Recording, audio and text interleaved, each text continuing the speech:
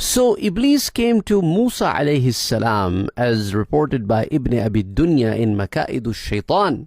And this is reported by Abdurrahman bin Ziyad bin An'am Afriqi. And also Imam Suyuti rahimahullah mentions this in Luqt al-Marjan fi Ahkam al-Jan, hadith 565. So Musa alayhi salam was sitting somewhere and Iblees showed up. He was wearing a very colorful dress and he was also wearing some kind of a cap. And it was a long cap. However, when he got closer to Musa alayhi salam, he took off his cap and he sat next to Musa alayhi salam and said, "Assalamu alayka ya Musa." Prophet Musa looked at him and said, "Who are you?" He said, "Iblees." "I am Iblees." See, the Musa alayhi salam was shocked to see that he is so blunt and he had guts to come in front of the Prophet and reveal himself that he's Iblees. Prophet Musa alayhi salam said, "May Allah subhanahu wa ta'ala never leave you alive. Why have you come over here?" Iblees said, "I understand. You are no ordinary individual. Even among the prophets and messengers, you have a very high status. I have come over here to say salam to you."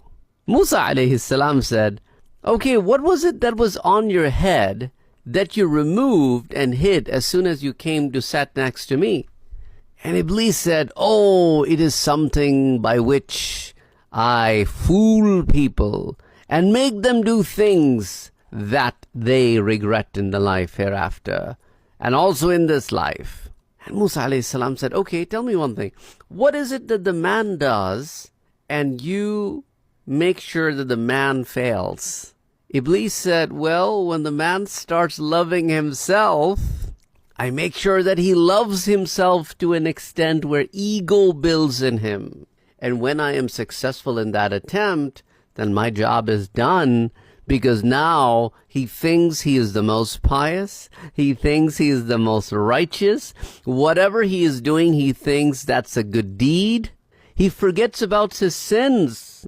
And whatever actions he does, he thinks Allah will give him more reward than other people who are doing the same action. So his ego creeps himself so much that he forgets about everything but himself." Musa alayhi salam, before I leave, I want to tell you about three things. That man should not be alone with a woman that he has no relationship with.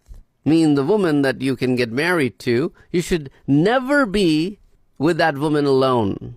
Because I come over there and I try to make sure that somehow you have some ill feeling towards her, or you get involved in some kind of sin with her, or she gets attracted to you, or she wants to have sin with you. So I play that game between the two of them. The second thing is, whenever somebody makes a promise with Allah subhanahu wa ta'ala, that person must fulfill that promise. Because it is my duty to make sure that you never fulfill the promise that you made to Allah subhanahu wa ta'ala. So I constantly bother that person over and over again till that person fulfills that promise, because my job, I think, is to make sure that the promise goes unfulfilled. And the third thing is, whenever you take out money to give in charity, give that money in charity right away. Whoever is the needy person that you want to give that charity to, because if you take out money and do not give in charity while that money is with you, I constantly give you things that this money could go over there, this money could be spent over here, why are you spending so much? And I constantly try to sway you away from spending that money in the way of Allah subhanahu wa ta'ala. And then Iblees turned away and walked away.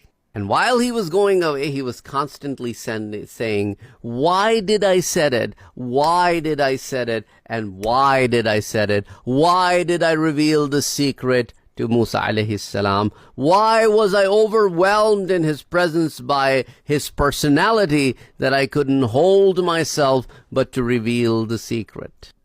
Inshallah, next time we'll talk about the story of Iblees when it came to meet Ayub alayhi salam, who is in English called Prophet Job.